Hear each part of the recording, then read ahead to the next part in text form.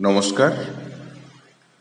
কবিগুরু রবীন্দ্রনাথ ঠাকুরের বিখ্যাত নাটক ডাকঘর নাটকের প্রসঙ্গ ও প্রাসঙ্গিকতা নিয়ে কিছু কথা। আমরা অনেকেই কম বেশি জানি ডাকঘর নাটকটি তাত্ত্বিক নাটক, অর্থাৎ গূঢ় অর্থ আছে এমন কিছু ভাবনা বক্তব্য এই নাটকে পরিবেশিত হয়েছে। এই নাটকটিকে বা এই জাতের নাটককে আমরা তাত্ত্বিক নাটক বা রূপক সাংকেতিক নাটক বলে থাকি। রূপক সাংকেতিক নাটকের কিছু স্বভাব লক্ষণ এরকম যে একটির আড়ালে আরেকটি বা আরো অনেক কিছু বলতে চাওয়া হয় আকারে, ইঙ্গিতে, ইশারায়। যাই হোক, এই প্রসঙ্গে কবিগুরু রবীন্দ্রনাথের ডাকঘর নাটকের সংক্ষিপ্ত কাহিনী স্মরণ করলে আমাদের কথা শুনতে সুবিধে হবে। নাটকের শুরুতেই দেখি কিশোর অমল রুগ্ন বালক গ্রাম সম্বন্ধের পিসেমশাই মাধব দত্তদের বাড়িতে আশ্রয় নিয়েছে। ডাক্তার কবিরাজ তার নির্দেশে তাকে বাড়ির বাইরে বেরোতে বারণ করা হয়েছে, কারণ ডাক্তারি শাস্ত্র অনুযায়ী তাকে বাইরে রোদ বাতাস, শরৎকালে রোদ বাতাস লাগলে তার শরীরে আরো ক্ষতি হতে পারে বা হবে। এই জন্য তাকে ঘরের মধ্যে বন্দি রাখা হয়েছে। সে একটি নির্দিষ্ট ছোট কক্ষেই থাকে এবং ঘরের জানালা দিয়েই সে বাইরের পৃথিবী দেখে। তার চোখের সামনে দিয়েই যায় দইওয়ালা, দই, ভালো দই, এই ডাক দিতে দিতে। তার ডাকের আহ্বান, তার সঙ্গে আলাপ করবার বাসনায় সে ডাক দেয়, আলাপ করে, তাদের গল্প শোনে, কোথায় তাদের বাড়ি, কেমন তাদের জীবন ইত্যাদি সম্পর্কে। এই পথেই খেলা করতে যাওয়া বালকের দল, এদের সঙ্গে তার ভাব হয়। অমলের কাছে থাকা কিছু খেলনা তাদেরকে নির্দ্বিধায় সে খেলনা দিয়ে খেলতে বলে, জানলার পাশে এসে তাদের সঙ্গেও ভাব জমে। অমলের সঙ্গে সুধা নামের এক মালির মেয়ে, শশী মালির মেয়ে সুধার ভাব হয়। সে ফুলের গল্প এবং তার খেলতে যাওয়ার গল্প করে। অমলও আকৃষ্ট হয়। এই পথে একদিন আলাপ হয় এক বিদেশি ফকিরের সঙ্গে। তিনি বাইরে ঘুরে বেড়ান, বাইরের পৃথিবী, দ্বীপ, পাহাড়, ঝর্ণা ইত্যাদি সম্পর্কে সে গল্প শোনে। তার কৌতূহলী চোখ দিয়ে, মন দিয়ে সে গল্পগুলো উপভোগ করে এবং সে যেন দেখতে পায় সেই পাহাড়, সেই নদী, সেই ঝর্ণা ইত্যাদি। আকর্ষণ বোধ করে কাছে যাওয়ার, দেখার, বোঝার। যেমন দইওয়ালাদের জীবনের প্রতি আকৃষ্ট হয়, ঠিক তেমনি সে বাইরের প্রকৃতিকে আকৃষ্ট হয়। গ্রামের মডল, সে তার নির্দিষ্ট জীবন জীবিকা নিয়ে একটু আত্ম অহমিকার সঙ্গেই সে ঘুরে বেড়ায়, ঘন্টা বাজায়, সময় এর জ্ঞাপন দেয়। তার সঙ্গে সে আলাপ করে, তার ঘন্টা বাজানোর কারণ, সময়, তার কাজকর্ম ইত্যাদি সম্পর্কে সে আগ্রহী হয়। এরই মধ্যে সে জানতে পারে যে পাশেই ডাকঘর বসেছে, অর্থাৎ পোস্ট অফিস। সেখানে চিঠি আসবে। চিঠি আদান প্রদানের জন্য ডাক হরকরার প্রয়োজন। বাদল শরৎ নামের দুই ডাক হরকরার বা রানার, যারা খবরাখবর বয়ে বেড়াবে, খবরাখবর চিঠি আদান প্রদানে সাহায্য করবে, তাদের কথা আমরা জানতে পারি। যাই হোক, এই অবস্থাতেই এগুলো সে এই খবরগুলো পায়। বাইরের পৃথিবী সে দেখে ওই নির্দিষ্ট কক্ষটির মধ্য থেকেই। দিনে দিনে সে আরো রুগ্ন হতে থাকে। কবিরাজ আবারও তাকে দেখে বলে যে খুব ভালো ভালো বোধ করছি না। এরপরেই আমরা দেখি এক রাজ কবিরাজ এসেছেন। তিনি দরজা জানলা মুক্ত করে দেওয়ার কথা বলেন এবং শেষে তাকে তার সান্নিধ্যে, তার পরামর্শে অমল যেন একটু অভয় বার্তা পেয়ে সে যেন গভীর ঘুমে আচ্ছন্ন হয়ে ঘুমিয়ে পড়ে। শেষ দৃশ্যে দেখি আমরা সেই সুধা এসেছে তার জন্য ফুল নিয়ে এবং তার খোঁজ করে সে জানতে পারে সে ঘুমোচ্ছে এবং সে বলে যায় যে তাকে যেন বলে দেওয়া হয় যে সুধা তাকে ভোলেনি, সুধা সবসময় তাকে মনে করে বা মনে রেখেছে। এই কথাটুকু দিয়েই নাটকের শেষ। এটুকুই আপাতত তার কাহিনী অংশ।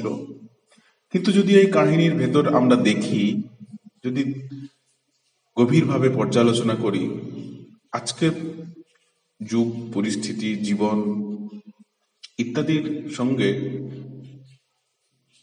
আমরা বহু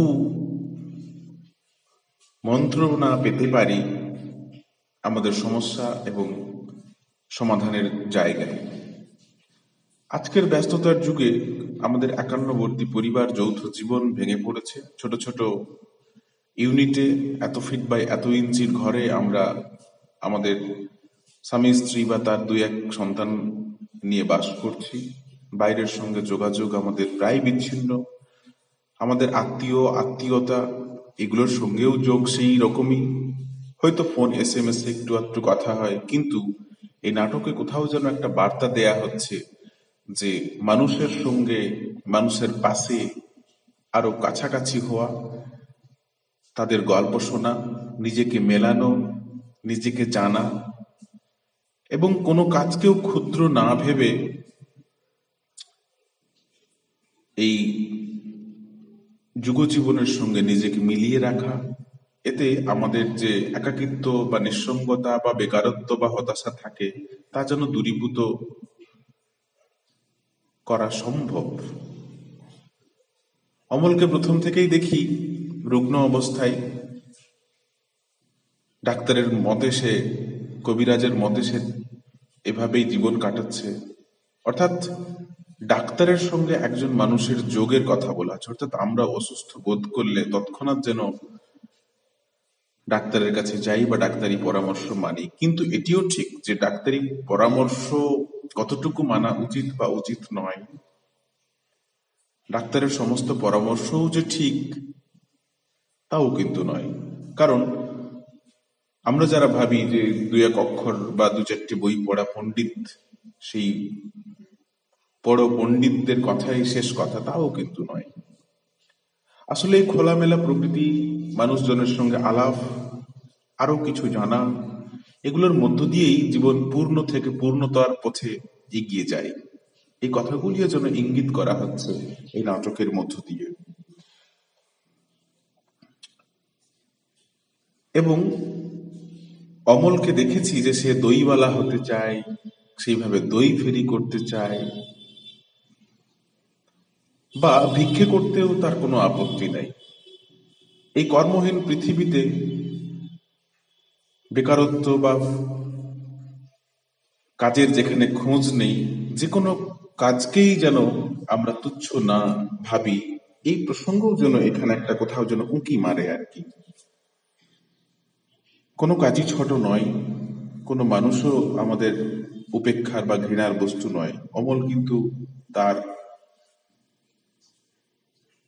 মুক্ত মনে, অমল মনে সে কিন্তু সবার সঙ্গে মিশতে চায়, তাকে জানতে চায়।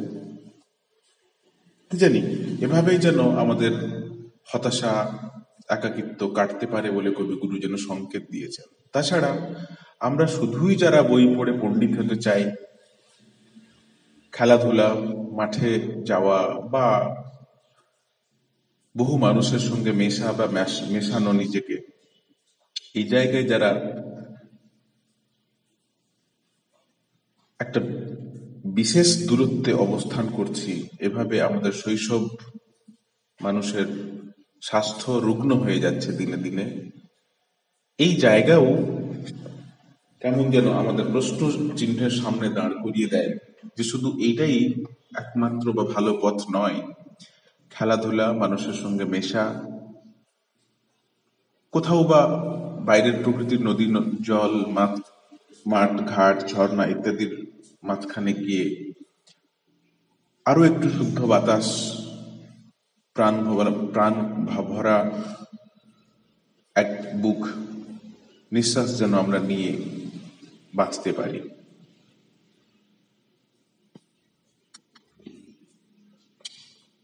এই প্রসঙ্গেই আমরা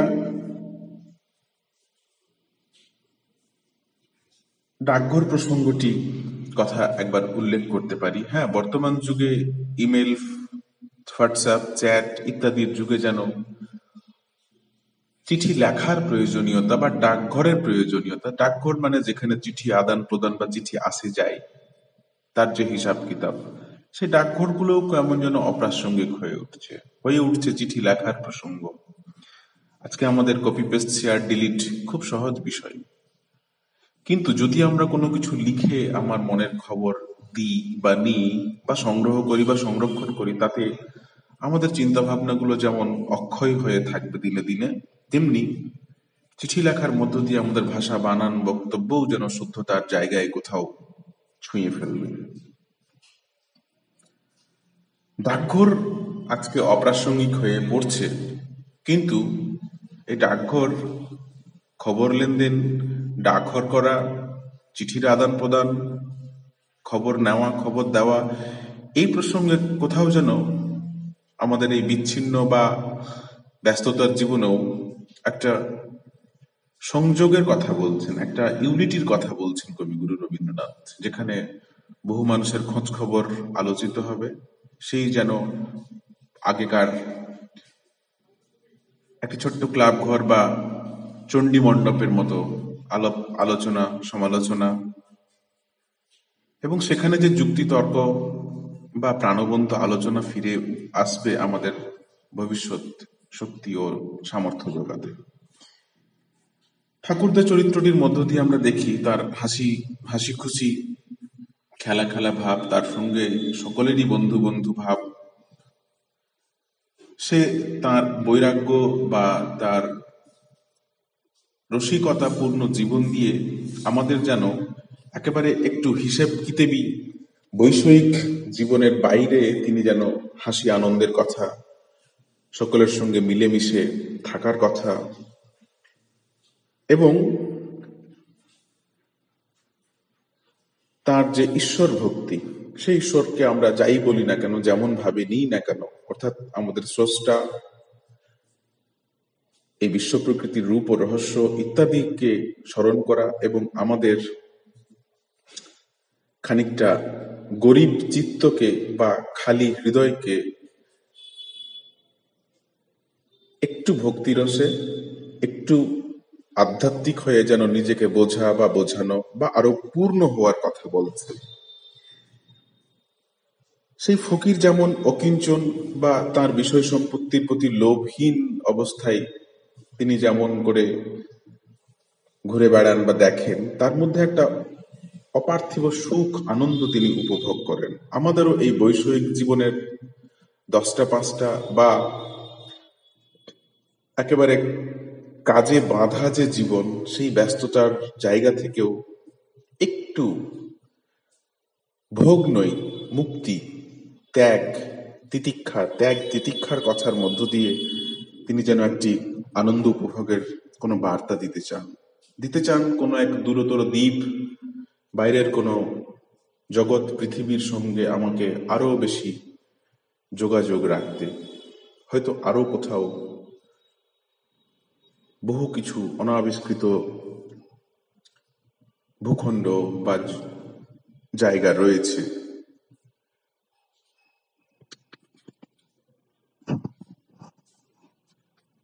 এই নিঃসঙ্গতা এবং হতাশার জীবনে এই যে মানবিক যোগ, এই যে বিশ্ব প্রকৃতির সঙ্গে যোগ, শুধু সুস্বাস্থ্যের অধিকারী হতে পারে এমন বার্তা যেমন আমরা নাটকে পাই,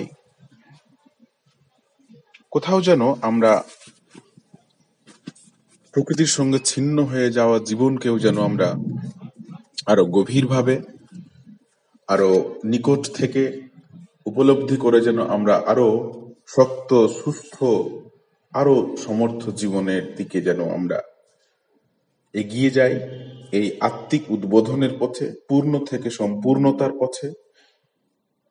এ সমস্ত আলোচনার মধ্য দিয়ে কবিগুরু রবীন্দ্রনাথ যেন আরেকবার স্মরণ করিয়ে দিয়েছেন। এই নাটকটি আজ থেকে 110 বছর পূর্বে, 112 বছর পূর্বে রচিত হয়েছে। দ্য পোস্ট অফিস নামে নাটকটি ইংরেজি অনুদিত হয়েছে। বাংলা তথা ভারত বা ভারতের বাইরেও সুনামের সঙ্গে অভিনীত হয়েছে।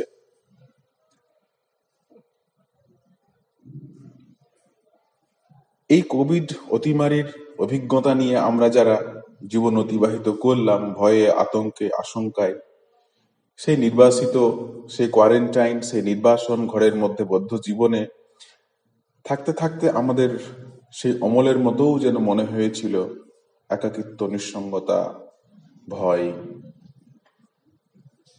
কিন্তু সেই ভয়, সেই মোকাবিলা আমাদের ডাক্তারি পরামর্শে বা বিদ্যুৎজনদের, বিশেষজ্ঞের পরামর্শে আমাদের মানতে শুনতে অবশ্যই হয়েছে। সেটি শোনা উচিত, এখনো মানা উচিত। কিন্তু তারপরেও প্রকৃতির সঙ্গে যোগ, মানবাত্মার সঙ্গে আরেক প্রকৃতির বা বিশ্ব প্রকৃতির যোগ, এর যে অভাব আমরা বোধ করেছি, এই নাটকেও কোথাও যেন এগুলোর অধিক প্রয়োজনীয়তা, শক্তপোক্ত শরীর মনে জীবনের জন্য, মহৎ জীবনের জন্য নিজেকে প্রস্তুত রাখা, আরো নিজেকে সমৃদ্ধ থেকে সমৃদ্ধতর করা, পূর্ণ থেকে পূর্ণতার পথে এগিয়ে যাওয়া, সম্পূর্ণতার পথে নিজেকে প্রস্তুত রাখা, এই কথা বারে বারেই রবীন্দ্রনাথ আত্ম উদ্বোধন বা আত্মিক উন্নতির মধ্য দিয়ে আরো সমৃদ্ধ জীবনের বা পূর্ণ থেকে পূর্ণতর জীবনের পথে পৌঁছে দিতে এই নাটক যেন, এই নাটকের কথা, ভাবনা, বেশ কিছু বক্তব্য যেন আমাদেরকে আরেকবার ভাবিয়ে তোলে। ধন্যবাদ।